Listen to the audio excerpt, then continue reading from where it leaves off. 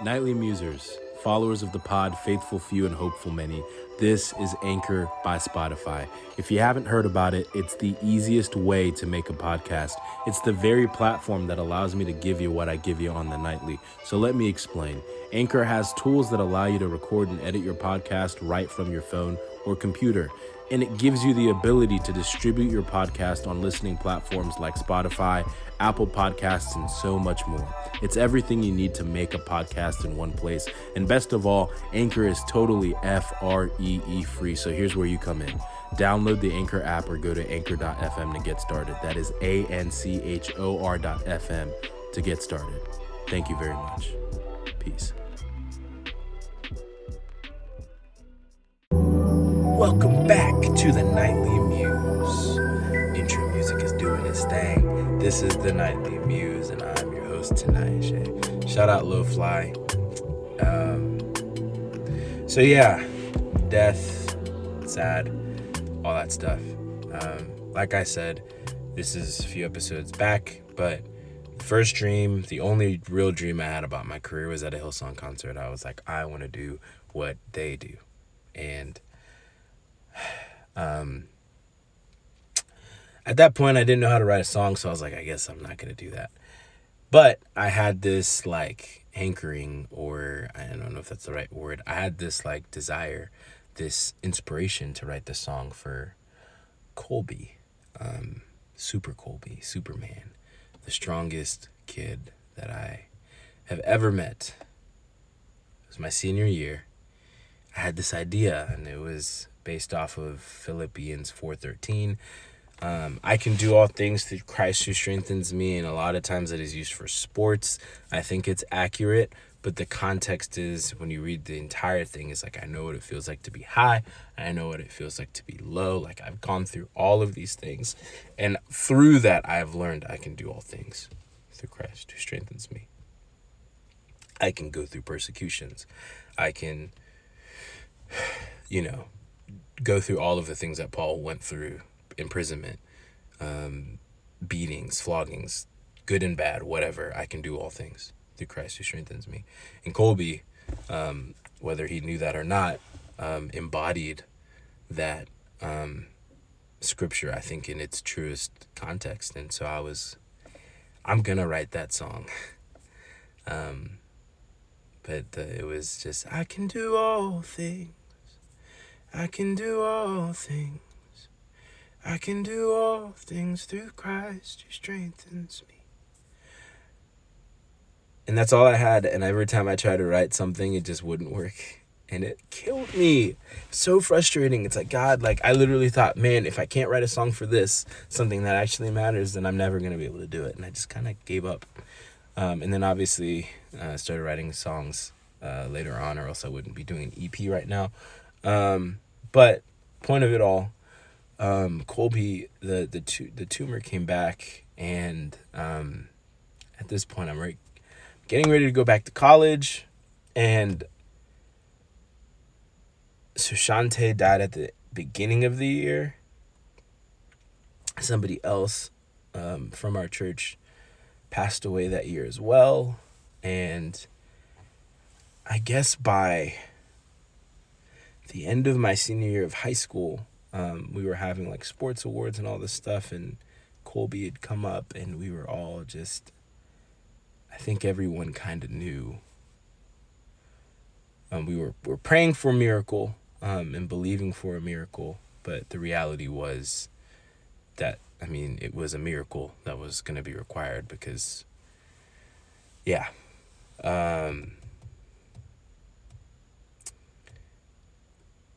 core memory. I have the picture in my room. I don't know if I'll ever. Bo and Luke Irwin went with me to visit Colby before we went off to college, and it was I took a picture. I think his birthday was coming up, and for his birthday, I had gotten that picture developed and framed.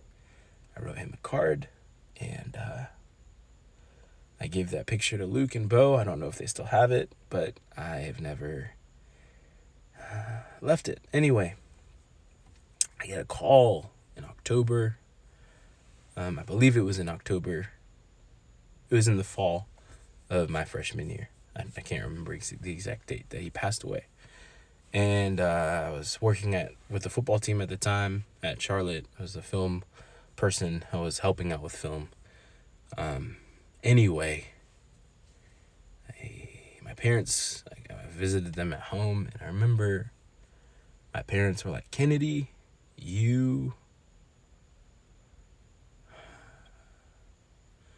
they knew that I'd been through a lot, and people dying in that way weighed heavily on me, and I knew I had to go to the funeral, but my parents gave me the out, and they were like, Kennedy, you've done your job, like you finished the race well, like it's okay if you sit this one out, we understand. And I remember it was the day of the funeral, the celebration rather, and I just couldn't do it. I got up, I was gonna get dressed, and I just couldn't do it. So I didn't go. And I regretted that day, that decision, for years. And then his sweet mother, Auntie Kay, I've told her this story, as you will find out. It was like she knew. So Colby chose me, and then like Auntie Kay just decided, like, I'm going to love on this guy. Every time I came, because I was coaching at the school, I coached all of her children except Colby. And I guess I was teammates with Kai. But I coached all of her kids for the most part. And she just would check in on me. She would encourage me. I would seek her counsel. I think at the time I was seeking her counsel about a girl that I was interested in. Fangirl is her nickname that Teve knows. And that's all I'm going to say because it's anonymous. But anyway, I was seeking her counsel about a girl and all this stuff. And we've been meeting, getting coffee, and like she's just pouring into me.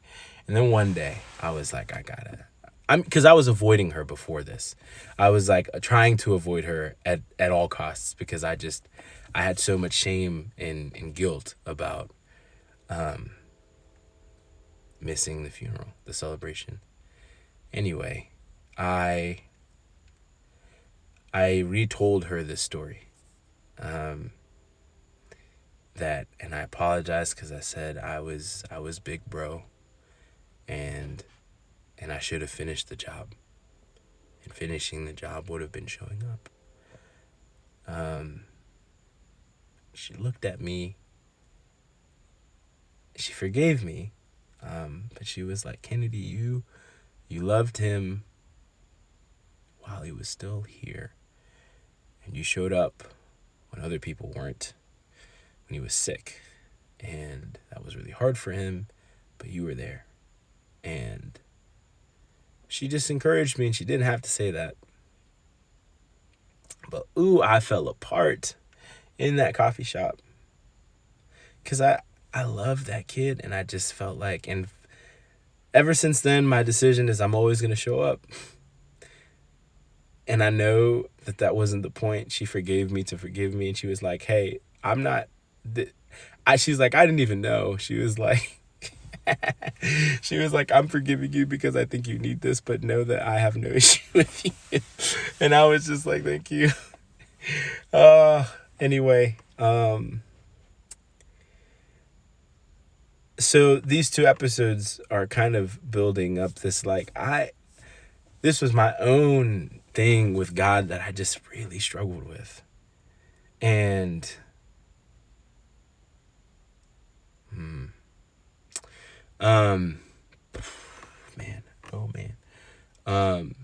reading the Chronicles of Narnia, the first book. And if you haven't read them, honestly, even if I spoil them, they're just amazing. You'll be fine. There's this part in the book where the main character's mom is sick, and Aslan, the main, like, he's kind of God in the book, but he is giving this kid a mission, and the kid is like thinking about his mom, and then he starts crying, or is his grandmother or something?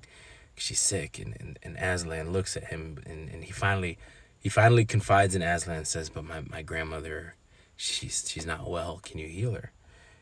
And he looks at Diggory, and Diggory looks at Aslan, and Aslan has these giant tears that come down his face, and he said it was as if Aslan was sadder, was sorrier about the situation than he was. Like he cared. He empathized so much that even the main character could see that he cared more than he did. Or it were as if that were the case. And that just shook me, because it was like, man, like, oh, God is a God who feels my feelings to the extent where he feels them even deeper than I do. He knows my heart, and my heart breaks so much that his heart breaks more. And so now I'm being confronted with the first book, heavy hitter, with the empathy of God. And then we continue on, and we get to the last book. And like I said, my heaven was not a place that I looked forward to. It was a place that I just kind of like settled with, like, okay, we're going to get there, and all of my issues with it are going to be gone because I'm there. So like, I'm not going to be out here worried about that, but I guess that's fine. So it was kind of a sucky way to view it. It was like, I know I'm gonna like it at some point, so I'm just gonna not worry about the fact that I just kind of feel like it sucks. And there's the phrase onward and upward, or upward and onward. I think it's upward and onward, I think. Yeah. It just does such a good job of... Well, fun fact, I accidentally spoiled the end for myself. And then, I'm not going to say what it was because it really did ruin it for me, but then it kind of made it for me, because I was imagining now, I was waiting for the spoil moment to happen, and then it happened at a point that I wasn't expecting it, but it was so close to the end of the book that it made me cry, because I was so happy that that they showed up. But anyway, then there's the big plot twists and all this stuff, and then we realize, like, oh, like, this is kind of C.S. Lewis's take on like heaven and the end times and all this stuff. And his imagery of heaven, his imagery of all of it through that series made me anticipate and look forward to glory, God's reunion with his bride, the church, his people. And also made me realize, like, my grandmother is in a better place there than here. And even if she were given the opportunity, she wouldn't come back, because she's exactly where she's supposed to be. And I felt like I forgave God. Like I was at peace for the first time with death and heaven, and letting go of the fact that, like, God didn't steal them from me. He was bringing them back to the relationship that they were always supposed to have. And fun fact, that all happened about a year, or like 11 months before my grandfather passed away.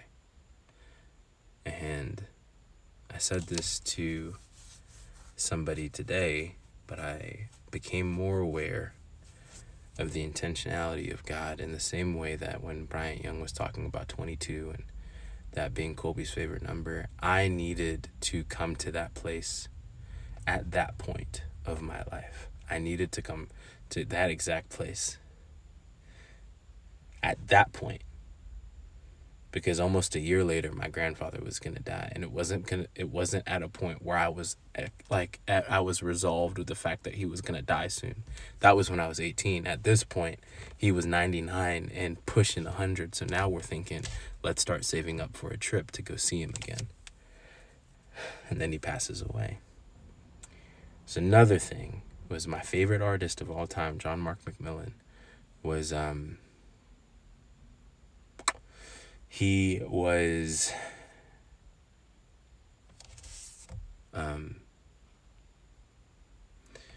He had a concert in Charlotte, and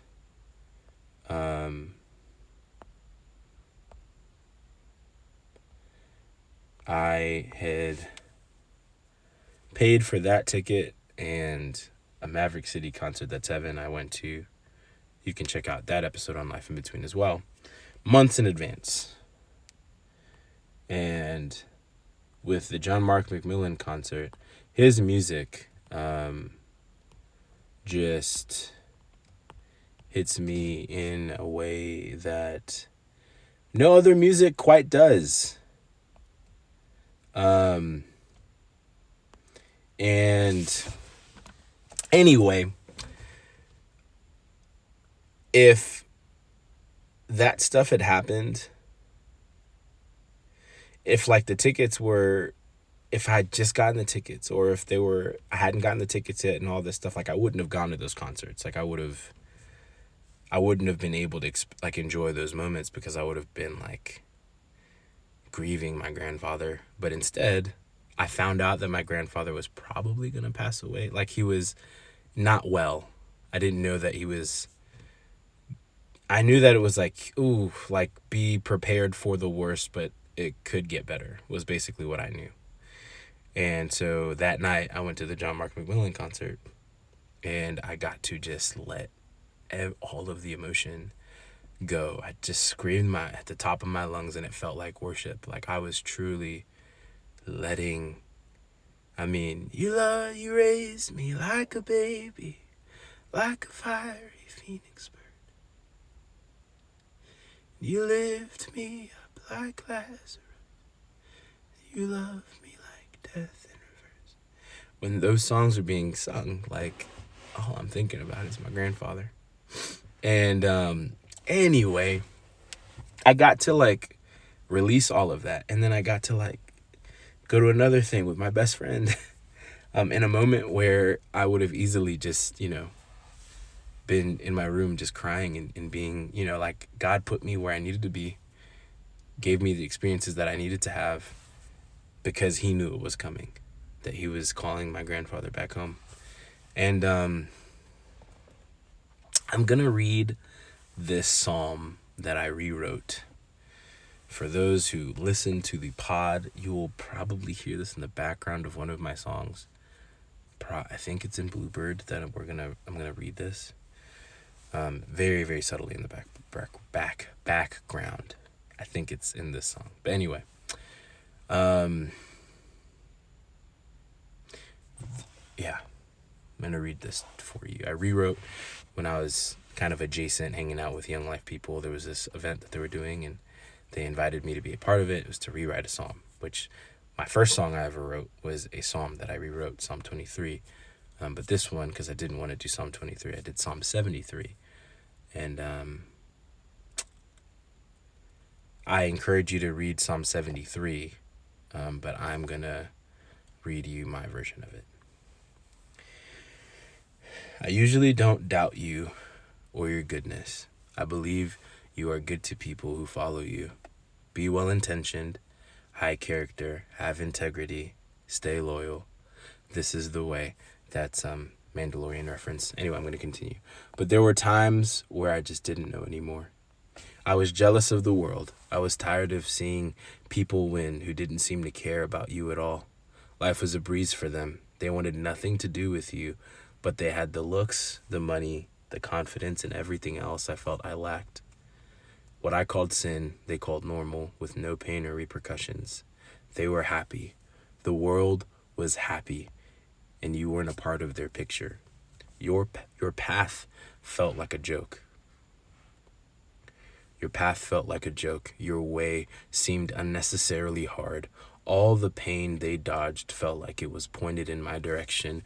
You took people I loved away. My insecurities were sky high, and I never felt seen. I never heard you speak to me, and I felt alone. I was done. But walking away from you felt like a mistake deep down. It felt like betrayal not only against you, but everything my soul still believed in. And it would have been a mistake, but even in my staying, life brought more pain, fear, and questions with no answers. I was still so consumed with all that I lacked that I hated you for it and I hated myself. But when I finally decided to not just stay, but to seek you again, you showed me the truth. Those people weren't winning because this isn't the only life we've got. You are the prize. They're just walking away from you for fool's gold in a nightmare that awaits all who go on that same path. But I was too bitter to see it. I was a fool. But I was never alone. When my grandmother died, you surrounded me with love through my football team. This isn't in the psalm, but my football team, when I walked back into the locker room with my dad and Coach Estep, or I guess it was Coach Estep, my entire team was there waiting for me. And they, in a season where I felt so alone and so worthless, they made me feel, for the first time that season, like I was really a part of the team. And they just let me fall apart in front of all of them. You surrounded me with love through my football team, who never felt like family until then. You stood by me when I found out my uncle died of cancer, through my father, who let me feel my pain and sat with me in it. I wasn't abandoned or shamed when I confessed my near lifelong struggle with pornography to him either. I was heard and cared for, showing me a glimpse of your face. When I almost left the church altogether because of the silence in the midst of countless murders of brothers and sisters with my hue, you cared for me through a pastor who was willing to speak up and see my pain. Thank you, Pastor Flake. I can see each and every heartbreak of my life held in the palm of your hands. You lead me with love. You walk with me. You are patient with me. You are gentle towards me, yet firm and strong enough to stand on. You're faithful when I am not. Those who are walking away from you are walking away from a life that is more real, more true, more beautiful, and more perfect than this life could ever be. This is the life I am getting to know more each day. I can never be alone because you are my home. This is the good God I believe in, and this is the truth I'll tell anyone who will hear it. I'd like you to know that that is the first time I've read that and not cried.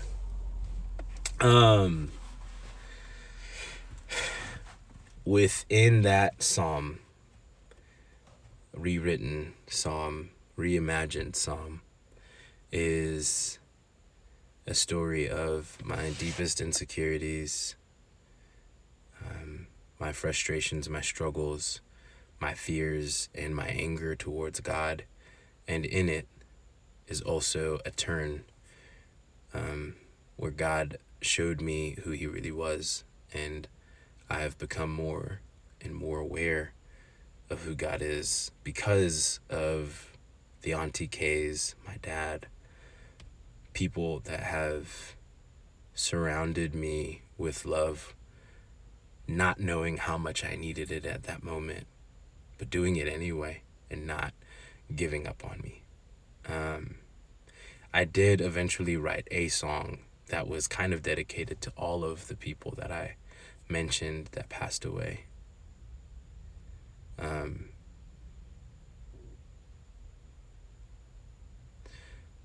going to rework it, and one day it will be released because I want it to be. But I'm also still going to finish that song specifically for my little brother.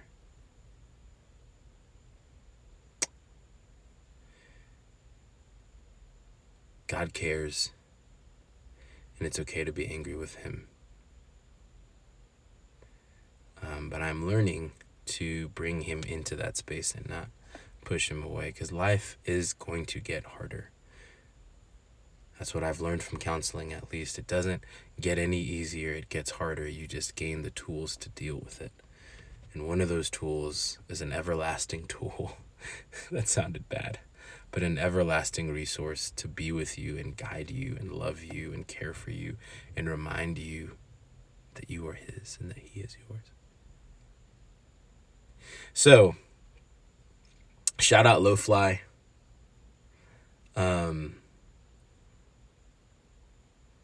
Death is hard, but God is good.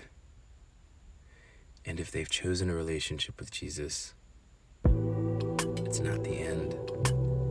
It is a transition into a life that is more real, more true, more beautiful, more perfect, more amazing, more lifelike than life itself on this side. So here's to that, and here's to us Christians being the loving agents of reconciliation to help other people realize that truth. That's what I believe we should be doing, and hopefully this episode helped you as well, whoever listens to this. I love you guys. Shout out Low Fly. This is the Nightly Muse, and I'm your host Tinayeshe, and I am out. Peace.